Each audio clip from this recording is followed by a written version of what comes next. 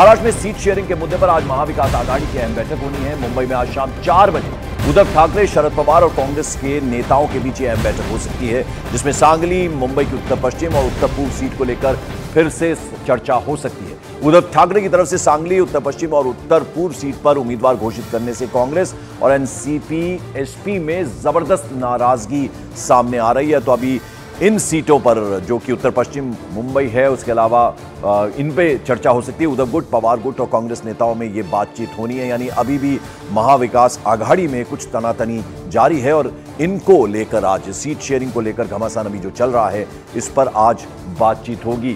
तो ये अहम बैठक आज शाम 4 बजे होने जा रही है और जिसमें हम आपको बता दें कि सांगली, उत्तर पश्चिम और उत्तर पूर्व सीट पर उम्मीदवार घोषित करने से कांग्रेस और एनसीपी एसपी में जबरदस्त नाराजगी चल रही है।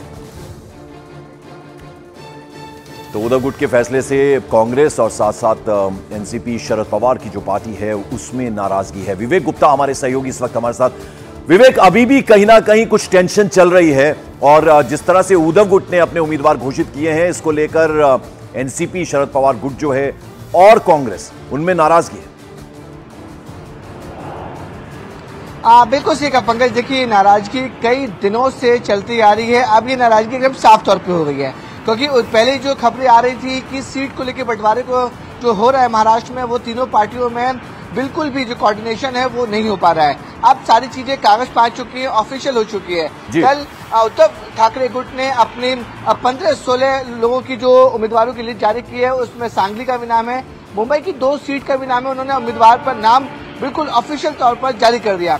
इसको लेकर अब कांग्रेस और एनसीपी भी नाराज है। जिससे हम 2 दिन से खबर दिखाई दे कि सांगली को लेकर उद्धव गुट और कांग्रेस काफी ज्यादा अनबन मची हुई है। उसके अलावा विवेक, अगर उत्तर पश्चिम और उत्तर पूर्व सीट की बात करें, उसको लेकर भी टेंशन है कहीं ना कहीं। हाँ, बिल्कुल सही कहा पंकज आपने। देखिए, मुंबई की 2 सीट को भी लेकर काफी ज्यादा अनबन बनी हुई है। ये 2 सीट जो है वो एनसीपी कांग्रेस लड़ना चाहती थी, लेकिन उद्धव ठाकरे ने इन दोनों सीट पर, मुंबई साउथ और मुंबई साउथ वेस्ट पर, अपने उम्मीदवार ऑफिशियल तौर पर नाम जाहिर कर दिया है। अब ये जो कंट्रोवर्शियल सीट है महाराष्ट्र और मुंबई की, उसको लेकर आज मीटिंग होनी है शाम 4 बजे, जिसमें शरद पवार, उद्धव ठाकरे और कांग्रेस के बड़े नेता मौजूद होंगे। और अभी भी वो दावा कर रहे हैं कि जो सीट शेयरिंग का फार्मूला है, जो भी कंट्रोवर्शियल सीट है, उसको मीटिंग पर सुलझा लिया जाएगा। बिल्कुल, तो आज शाम 4 बजे मीटिंग होनी है, उस पर सबकी नजरें हैं। उस मीटिंग से बाहर क्या निकाल कर आता है, बने रहे आप विवेक हमारे साथ। महाविकास आघाड़ी में अभी सीट शेयरिंग पर भी फैसला नहीं लिया जा सका है और उद्धव गुट ने लोकसभा चुनाव के लिए कैंडिडेट्स की लिस्ट जारी कर दी। इससे शरद पवार उनसे नाखुश हैं। सूत्रों के मुताबिक एनसीपी के पार्लियामेंट्री बोर्ड की बैठक में शरद पवार ने बाकायदा इस मुद्दे को उठाया भी।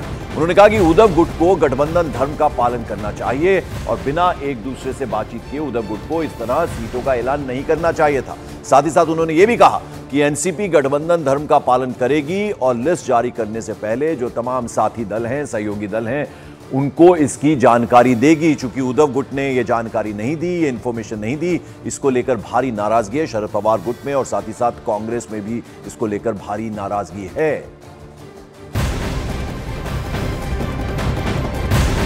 और वहीं शरद पवार ने पार्लियामेंट्री बोर्ड की बैठक में उद्धव ठाकरे के कैंडिडेट्स की पहली लिस्ट जारी करने का मुद्दा तो उठाया ही, साथ ही साथ एनसीपी की उन सीटों पर भी चर्चा की जिन पर शरद पवार गुट चुनाव लड़ने की तैयारी कर रहा है। इंफॉर्मेशन जो मिल रही है उसके मुताबिक शरद पवार की बैठक में महाराष्ट्र की 10 सीटों पर बाकायदा चर्चा हुई है।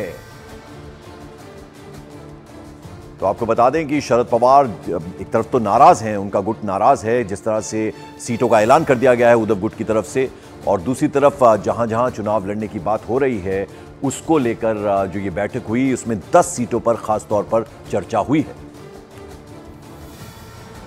और आइए अब जरा आपको उन 10 सीटों की इंफॉर्मेशन दे दें जिन पर एनसीपी की बैठक में चर्चा हुई है। तो ये जो सीटें हैं वो भिवंडी है, उसके अलावा बारामती है, शिरूर है, सातारा है, अहमदनगर, वर्धा, डिंडोरी, रावेर, माढ़ा और बीड़, ये तमाम सीटें हैं जिन पर इस बैठक में चर्चा हुई है। विवेक गुप्ता हमारे साथ। विवेक, एक तरफ तो नाराजगी है, देखिए शरद पवार गुट की, कांग्रेस की नाराजगी है, उद्धव गुट ने जिस तरह से सीटों की डिक्लेरेशन किया है, दूसरी तरफ ये जो 10 सीटें जिनके बारे में मैं अभी जिक्र कर रहा हूं, इसको लेकर बाकायदा बैठक में चर्चा हुई है। देखिए पंकज, ये जो 10 सीटें वो काफी ज्यादा अहम मानी जा रही हैं, क्योंकि इन 10 सीटों में से कुछ सीटें ऐसी हैं जिस पर शरद पवार गुट एनसीपी अपनी दावेदारी पूरी तरह से कर रहा है, और उनका दावा है कि इन सीटों पर, जो बारामती है या फिर कुछ और सीटें हैं, वहां पर एनसीपी काफी ज्यादा मजबूत है। लेकिन अब इन सीटों पे भी अब दूसरे गुटे जो कांग्रेस और शिवसेना है वो भी अपना दावा ठोक रही है कि जो 10 सीट है उन पे भी उनका जो एरिया, उनका उम्मीदवार मजबूती है और हर हाल में वो सीट वहां से जीतकर आएंगी। तो इस तरीके से ये मामला सिर्फ 2-3 सीटों पे भी नहीं फंसा हुआ है, बल्कि कई सीटों पे, 10 से ज्यादा सीटों पे ये मामला फंसा हुआ है, जिसपे तीनों पार्टियां, उद्धव गुट, शरद पवार और कांग्रेस, आपस में इनकी नहीं बन रही है। देखिए पहले फेज का जो नॉमिनेशन है वो शुरू हो चुका है, लगभग खत्म हो चुका है। दूसरे फेज का जो नॉमिनेशन है कुछ ही दिन में शुरू होने वाला है। लेकिन विवेक, जैसे कि आप बता रहे हैं कि ये जो तमाम सीटें हैं, ये जो 10 सीटें काफी स्ट्रांग होल्ड है शरद पवार की, जहां तक बात है भिवंडी के बारे में जरा बताएं। देखिए भिवंडी भी एकदम सांगली जैसा सिचुएशन उसमें बन चुका है। भिवंडी एनसीपी क्लेम कर रही है कि उनका स्ट्रांग होल्ड है। वहां पर अभी जो जितेंद्र वार्ड हैं, वहां के जो एमएलए हैं बुमरा थाने के, और वहां पर भिवंडी उनका इलाका था, काफी स्ट्रांग होल्ड माना जाता है। वहां पे एनसीपी की जो सांसद जो उम्मीदवारी है वो अपना दावा खोल रही है कि एनसीपी भिवंडी में काफी ज्यादा स्ट्रांग है। लेकिन भिवंडी में अब कांग्रेस भी पार्टिसिपेट करना चाहती है। कांग्रेस का कहना है कि भिवंडी में जो माइनॉरिटी वोट है वो उनके फेवर में है, वहां पे उनके नंबर्स बहुत ज्यादा है, इसलिए उनका सपोर्ट कांग्रेस का उस इलाके में बहुत ज्यादा है। इसलिए भिवंडी भी काफी ज्यादा अहम सीट है। लेकिन एनसीपी, शरद पवार गुट और कांग्रेस दोनों पार्टी इस सीट को लेकर अभी भी झगड़ा कर रही है और क्लेम कर रही है कि वो सीट उनकी होगी। बिल्कुल, और वैसे अब लोकसभा चुनाव एकदम सर पर हैं, तो जितना जल्दी इसको लेकर सुलह होगी, आपस में राय मशवरा लेने के बाद डिक्लेरेशन होगी, वो फायदा होगा महाविकास आघाड़ी को। उधर वंचित बहुजन आघाड़ी के नेता प्रकाश आंबेडकर के महाविकास आघाड़ी से अलग होने के ऐलान पर शरद गुट के जितेंद्र आव्हाड ने कहा कि प्रकाश आंबेडकर ऐसा कुछ न करें जिससे बीजेपी को फायदा हो जाए। जितेंद्र आव्हाड ने प्रकाश आंबेडकर को उनके फैसले पर दोबारा विचार करने की बाकायदा सलाह भी दी है। ऐसे ही जनरल चर्चा हुई, सभी लोगों से हम शरद पवार साहब सुनना चाहते थे कि पूरे महाराष्ट्र में सियासती हालात क्या है, क्या बोल रहा है समाज, वो सब उन्होंने शांति से सुन के लिया।